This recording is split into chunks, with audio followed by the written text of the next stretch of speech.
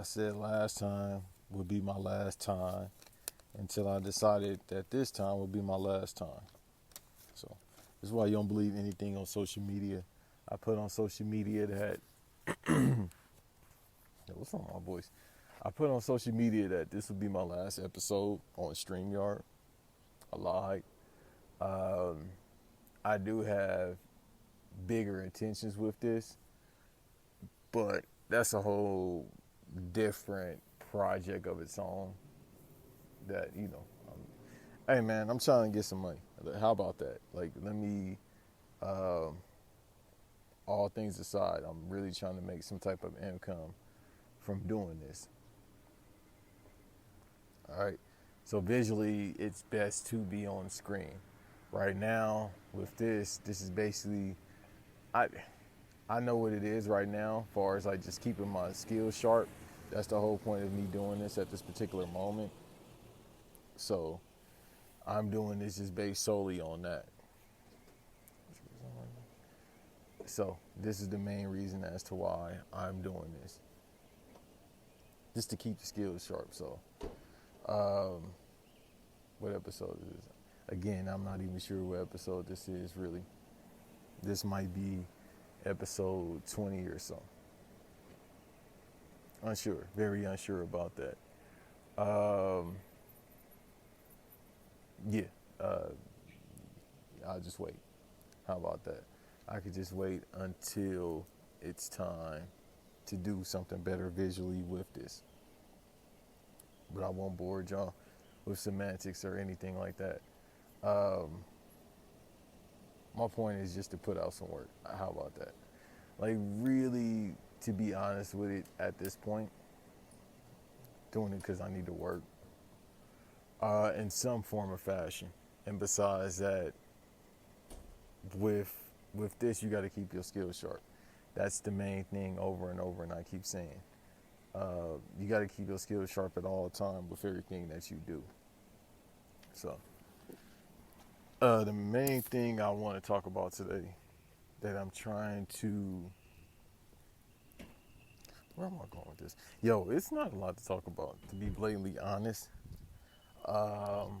With everything that's going on, it's not a lot, yo. Like, I'm looking for, and not like the WNBA, but it's stuff I have to look for in order to keep myself entertained during these times. It's stuff I gotta look for to watch. Like, I'm going through the whole Mission Impossible series, which I'll more than likely rank here. I'm gonna try not to scare. How many minutes we in? Okay, because now I'm gonna try not to scare the hoes either. I'm definitely not gonna try to do that. Because I have a tendency to do that, it seems like, with recordings. But I will say, in fact, that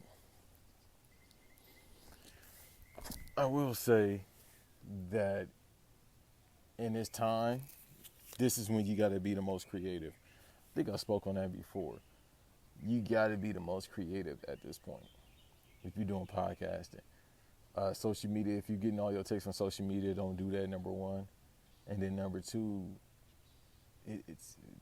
Twitter, it's a lie, but I ain't on it. Like, you hear it, everybody hears me go back and forth with social media, but legit, when Threads came out, I was like, all right, this is fine. I can't multitask with all these apps, and I won't go back to that. But there's no way for me to multitask on all of these apps.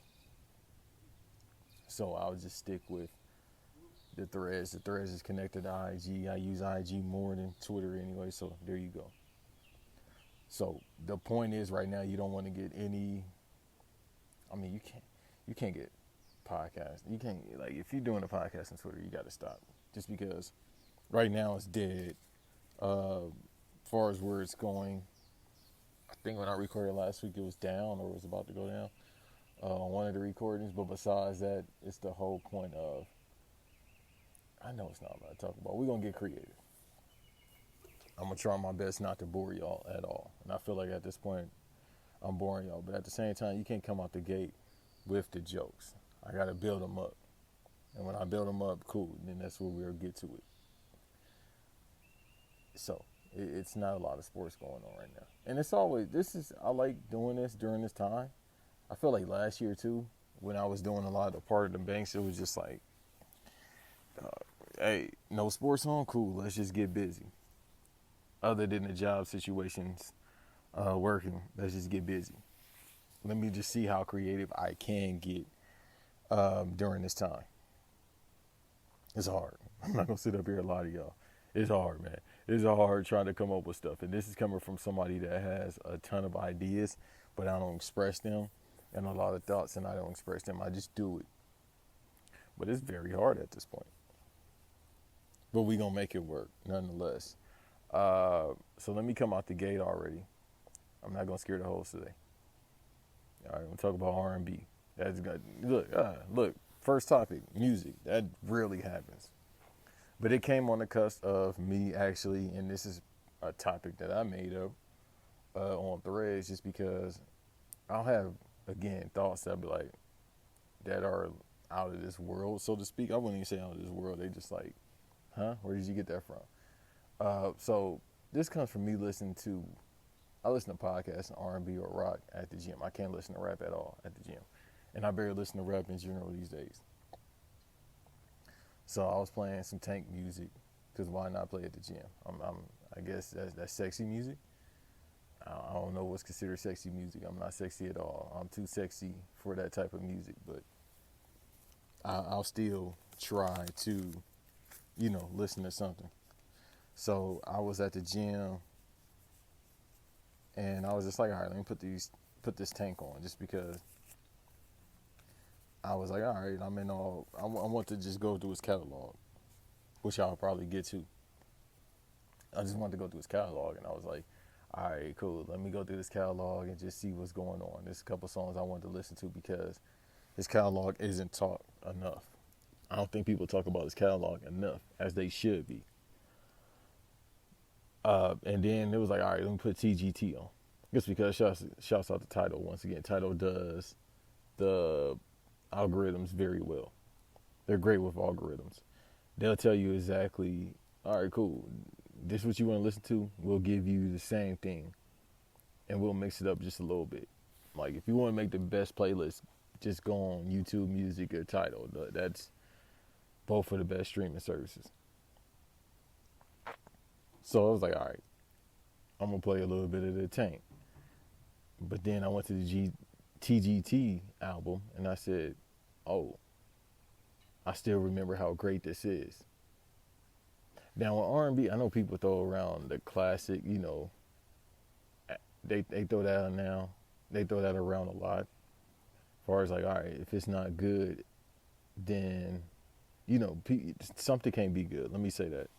We're in the era now, we've been for the past 13 years or so now, since like social media has been prominent, where if something isn't good or trash, it's not good. People just call it trash. Then it has to be a classic immediately. And that's where we are right now. Because things aren't, eaten in increments, so to speak, people just automatically want to have meals instead of snacks. And then if the meal is trash, they like Gordon Ramsay. But if it's good, they're like Gordon Ramsay, where it's not good enough. Like, damn, it's only good if you make it. Okay, you gonna make an album. So with R&B, you can't immediately call something a classic. It takes time and time for it to become a classic. I will say, however, in this time frame, you can call certain R&B albums classic just because there's not a lot of R&B albums that come out. People do a lot of EPs these days. And then everything else is just like, singles for the most part. Like Normani, Pressure. Wild Side is a phenomenal song. I listen to that at least once or twice a month. Then the second song she had was great. I don't know what's going on with her label situation or what's going on with the album, but it's rare to see that with R&B. And maybe it's a label situation, who knows. But again, if you are a brand, it doesn't matter. You don't need to put out music. Like she has the Bose headphones. She fine as hell. She's getting some type of probably money from modeling or, anything of advertisement. So it really don't matter. And then I'm talking about two songs that came out 2 years ago. and yet I still talk about them as if they were new. That's the ability that R&B has. Whereas rap, it's like, all right, if you come out with a single, it better be like Exhibit C, and then we'll keep playing that single till the album comes out. So with TGT, going back to that album, I remember vividly when it came out, and it was just all the rage, just because we've had LSG, we've had these collab. I can't think of any. It's a ton of collabs. Well, not a ton, but it's enough collabs. But I'll say, as far as a single, the best man I can be had all these R&B greats on there in their time, and their because it's just like I feel like with the NBA, people have said like the greatest of all time. You got to go by era. You can't just say it's the definitive greatest of all time. Because if you do that, then you got to talk about the Nasty Man being the greatest of all time, because he's been great in two eras, and then this past era not so much, just because it kind of slowed down. But with the TGT album, it was like, all right, cool. You got these three heavyweights from the '90s, more so Tank from the early 2000s, coming out with a collab. Now you don't know what to expect. Who's going to be, A Mike, B Mike, C Mike. And now I'll get to the conversation I had with somebody close to me yesterday about how that works. You had all three of these individuals come together, and it's like, all right, the single did well, but it was more so the album, which could have been a disaster. You got to think, these three egos coming together, that album could have been disastrous. I feel like with rappers, it's easier to come up with a collab project just because it's like, all right, whatever. Like when you think about What a Time to Be Alive with Drake and Future. Great collab album. But it works in that sense. And this is the height of both of their careers. Of course, at that point, Drake was like probably the most popular artist out besides Beyonce. Definitely the most popular artist out beyond, besides Beyonce. But then you got Future, who he was probably the MVP of that year, which is 2015. Great summer. Think about that summer all the time. Like, on a side note, 2015, 2016, I kind of remember 2017 summer, but nothing beats 2015, 2016 summer. Best summers of my life. I feel like 2019, all I was doing was working. And then, of course, the pandemic hit, and yeah, it was summer all day, every day, not doing anything. But 2015, by far, probably the best year of my life, too, which is crazy. Like, 2015 is probably the best year of my life, but that's neither here nor there. I need to actually see when the TGT album came out. And I feel like the album was low-key under the radar, too. For those that don't understand the verbiage low-key, that's an LA term for it was underlooked, is what I can say. And let's see. Because it's depending on when that came out, and it, so 2013. What the hell was going on in 2013?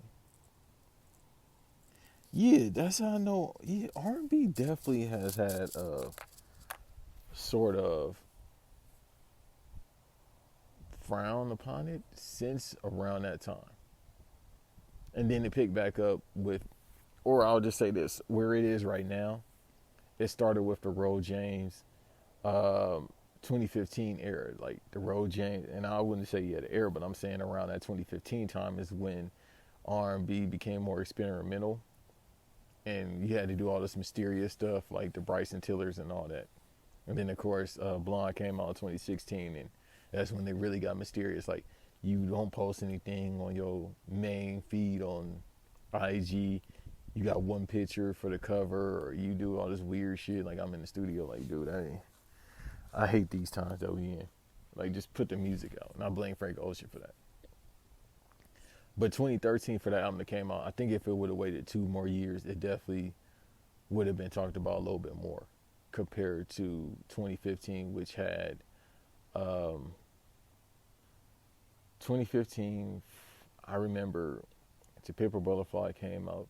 2016 is when Rihanna's Anti, which is her last album. I'm going to say that's her last album ever, probably. That came out 2016 as well. And that was like January. But 2015 more so, Ro James, off the top of my head. And I felt like it was a couple more. But that was more so, again, going back to what I said about the Drake and the Future era. That was everywhere on the streaming platforms.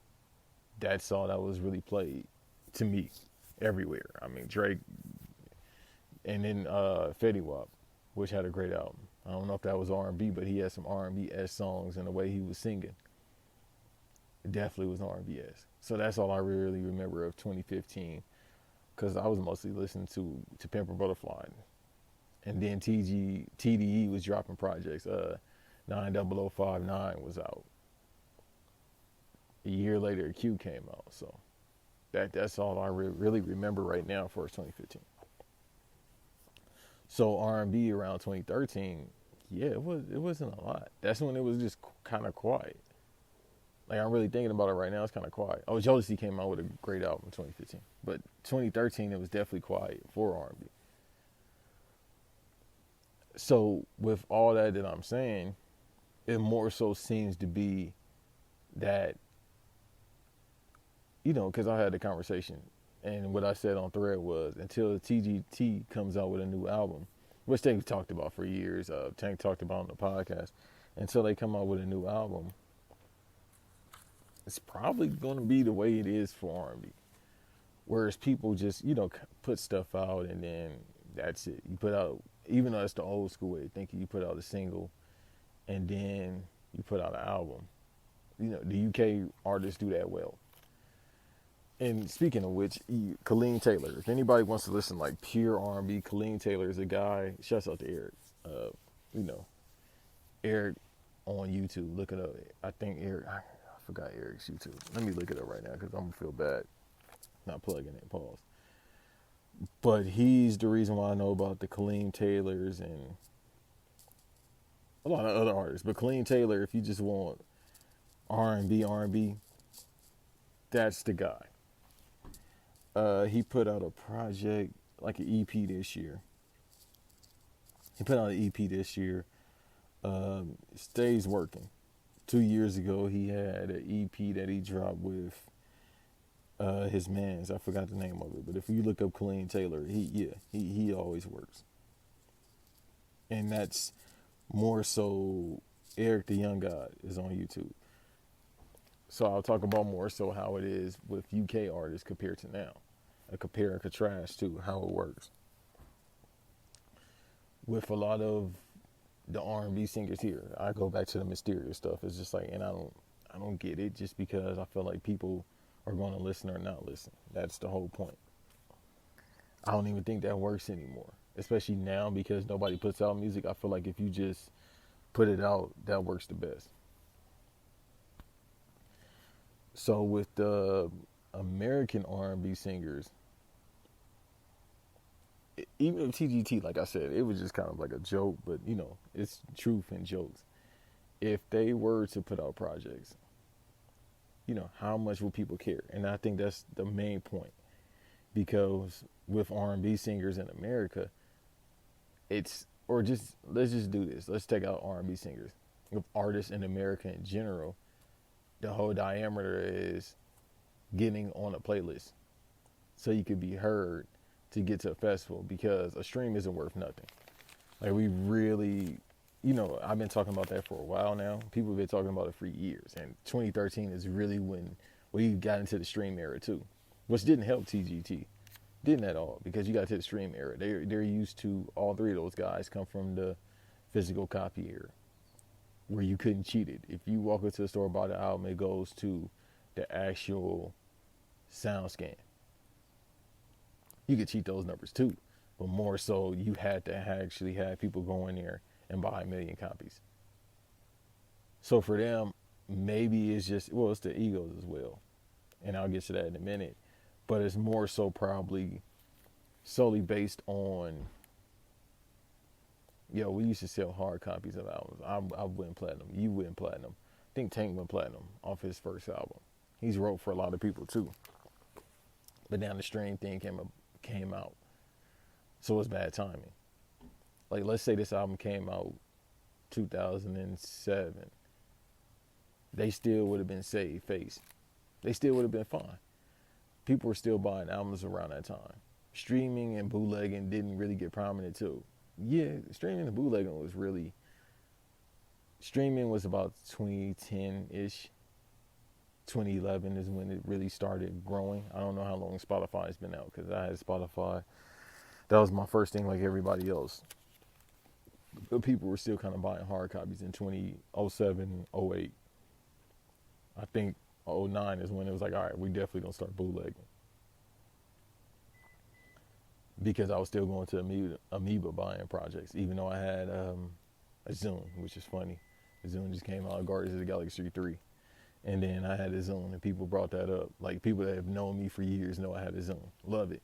I'll get a Zune right now if I could, instead of streaming on my phone, which defeats the purpose, but still, doesn't matter. Stream isn't worth anything.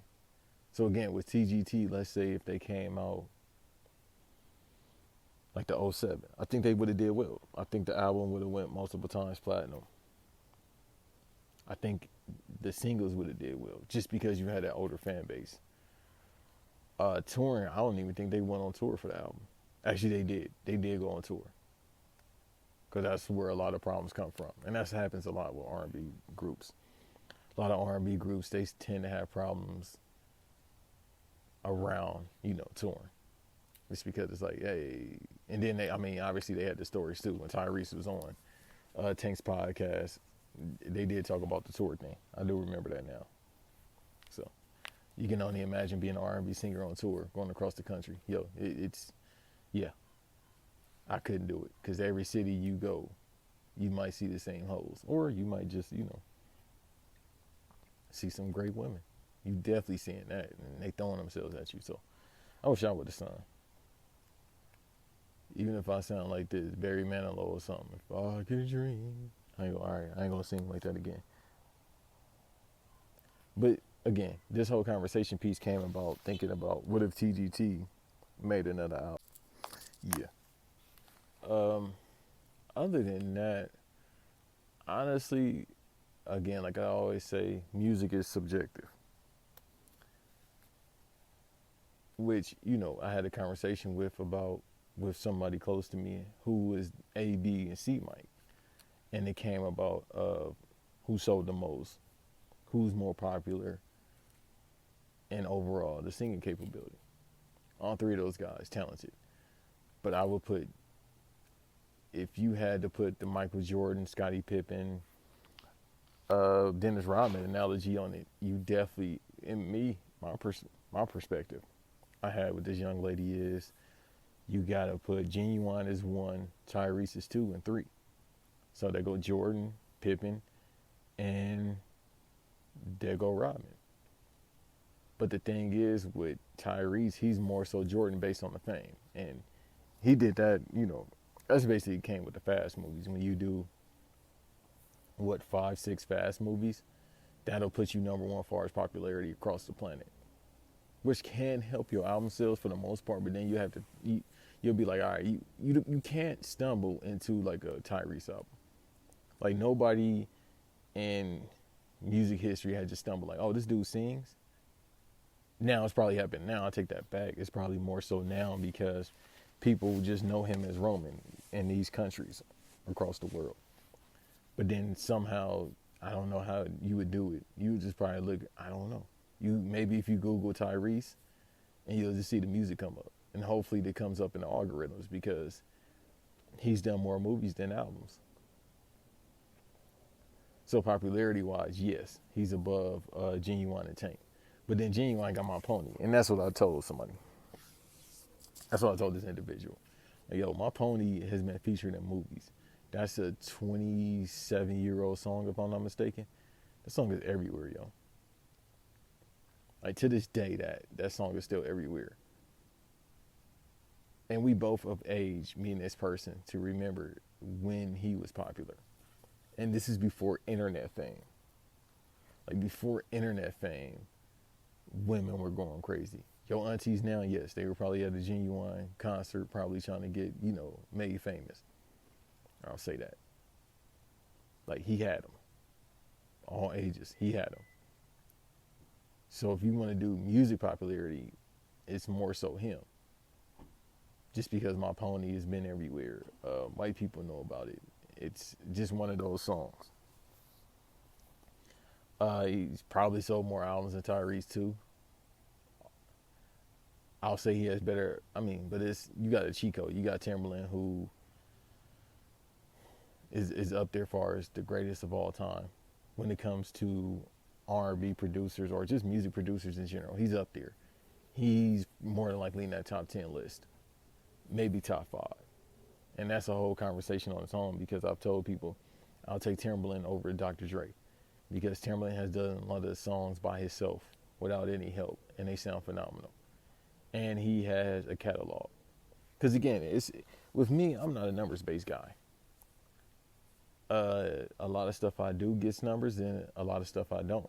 Like this particularly, I'm very humble to a T. It's really like, I know with this I don't get a ton of numbers. All right, what I plan on doing with it, probably accumulate a couple of numbers, but I need those numbers to then become, increments. On 55th Street, I need those to become increments. You feel me? So, I'm not a big numbers-based guy unless it comes with bank accounting, because it's a ton of artists that do great stuff. I'm a currency guy. It's a ton of artists that do a lot of great stuff. They don't get the numbers that it deserves to get, and that's how it is. So I'm all about your catalog. Genuine and Tyrese, they have the same amount of albums, definitely. I think Tyrese actually has one up on him. And then he has this so-called masterpiece album. And I'm not saying that in a derogatory way, because I really want this album.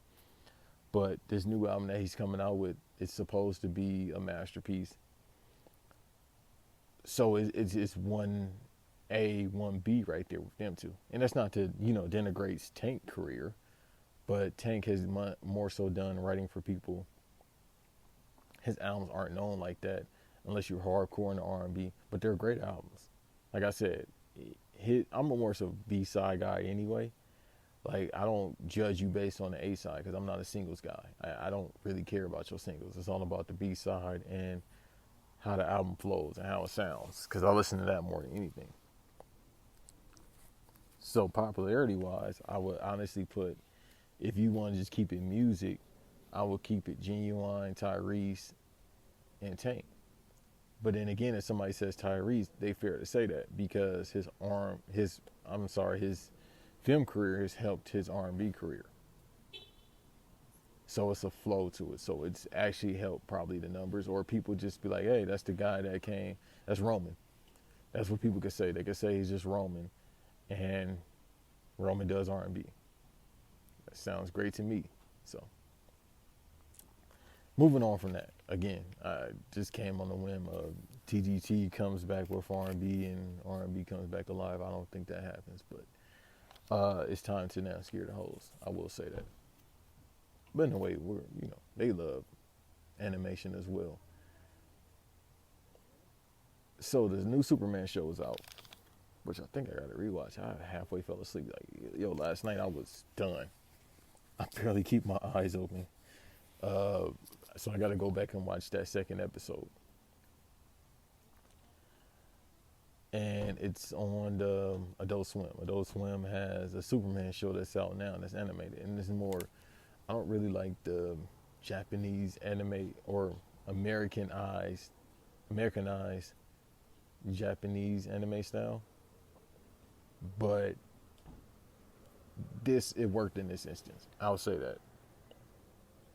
In this instance, it worked really well. It looks good. The voice acting is great. The overall writing is phenomenal. That's the biggest part of it. They didn't come out the gate and just made him Superman. He didn't get the suit. You'll see episode 2, whoever's listening to this that's interested, and you'll see how it happens. Great way how it happens. This gives me a lot of hope for the movie as well. The movie won't be an origin story, but it still gives me hope that it will, in fact, be as good as the animation, if not better. Just because people want to see more so live animation than animation. Me myself personally, I'm more so of an animation guy. Like I like live animation when it comes to fanatical things, but you know, it all works out. So with animation this year, animation is saving Hollywood. Now, obviously, you need writers as well for animated pieces, but it saves it just on the win based of we can just draw this. We don't need actors for this. Again, you still need writing, but if I can just hand or not hand write it, but if I can hand illustrate it, but if I can just get it animated based on the writing and we get voice actors, it's easier to put this out where you don't have to wait 2 or 3 years. Now, Across the Spider-Verse, which I need to watch again, I don't know if it'll happen today. Uh, that really took a couple years to do. And if you've seen that movie, which you haven't already, that's insane. But I think it's supposed to come out via digital in a month or so. So I might just wait till that comes out. Excuse me. But with that takes a couple years just solely based on how it's animated. Very animated, right? With animation this year, I feel as if it's saving 2023. Far as the theaters go and TV overall, like the Superman show, I don't know how much of a buzz it'll get, but I think it needs to be bigger. Like the story is very great. Even if you're not a Superman guy, the story is good. It's an alien, and it's been said before, it's an alien with superpowers that doesn't understand what his place is in the world, but he's trying to do the best he can. They've had the best Clark Kent in years. He's not emo Clark Kent like my guy in the Zack Snyder projects. He's more so just, confused. And you can do those animations. I think it's easier doing the animations than acting because, again, if you act it out in emo, then people will call you emo like I am right now. Where it's handwritten, you can, or not handwritten, I gotta stop saying it because they do it different styles. But if it's illustrated, then it then comes across that, or whatever action you're trying to get because you made it. You can't make a human do something. You can coach a human to do something, but you can't make them do something. So with the animation style, it works out well. The highest grossing movie I think of the year thus far, and probably will be because it's writer striking, is affecting, feature films coming out. Well, obviously everything that was done before the strike, it's coming out. And to the best of my knowledge right now, at the top of my head, the only movie I could see passing up Super Mario is probably Mission Impossible. That comes out this week. The new Mission Impossible. And I said I'll rate those, but I'll do it next time because I'm definitely going to watch that this upcoming weekend. But the highest grossing movie this year, and I knew it was going to happen, is the Super Mario movie. The Super Mario is animated. That's it. Across the Spider-Verse, Spider-Man is animated. People calling it the greatest Spider-Man movie of all time. I can agree with it. I can't agree with that. I can. Excuse me, got tie tongue for a minute. Pause. I can't agree with that.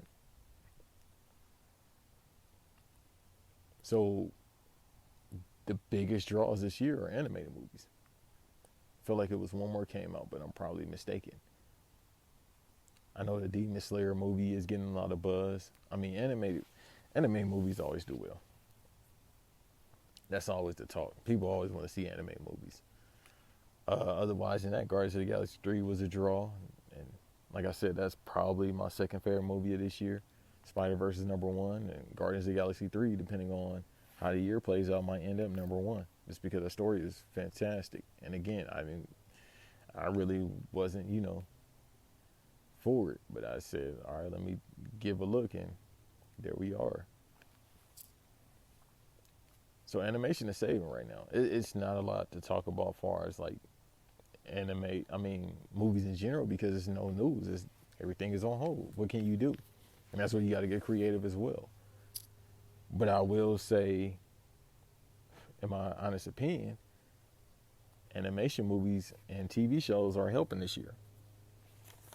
You're probably saving Hollywood. And that might be talked about in the future. It definitely needs to be looked at when you just look at the numbers on its own. But in my opinion, it's saving it. And these are really good, animated pieces. So, other than that, yeah, the Mission Impossible movies. I know I said I was going to talk about that, but I'll wait. I did watch Ghost Protocol last night. It's been years since I've seen that. So that's the fourth one. I got to watch two more. If you heard this pod before, you heard me and Davis talk about Fallout. Yeah, I got to watch that. I'm going to give it, I think this is like my third, fourth chance watching it. And maybe, how I consume entertainment. It's like, all right, let me put a pin in it and come back. Maybe I might see something in it later on. At this point, it's just, I don't see much.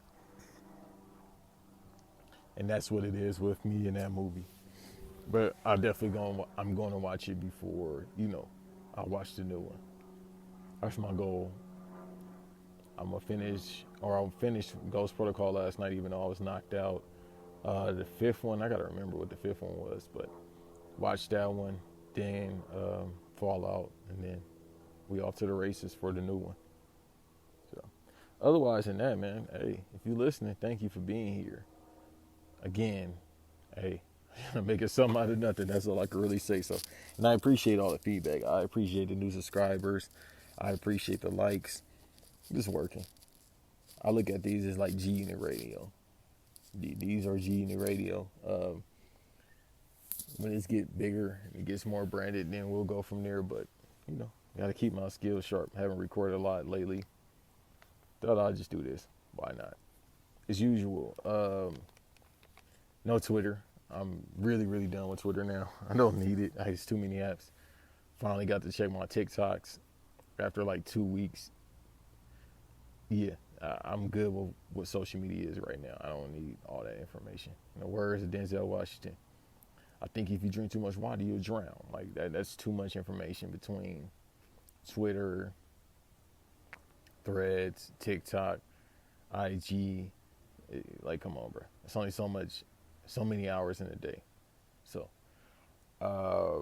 Threads, you can see the link if you follow me on IG, the man called Banks, then you go from there. I think if you just click it, I'm on Threads. I'll be posting this on there. I'll be posting more on it.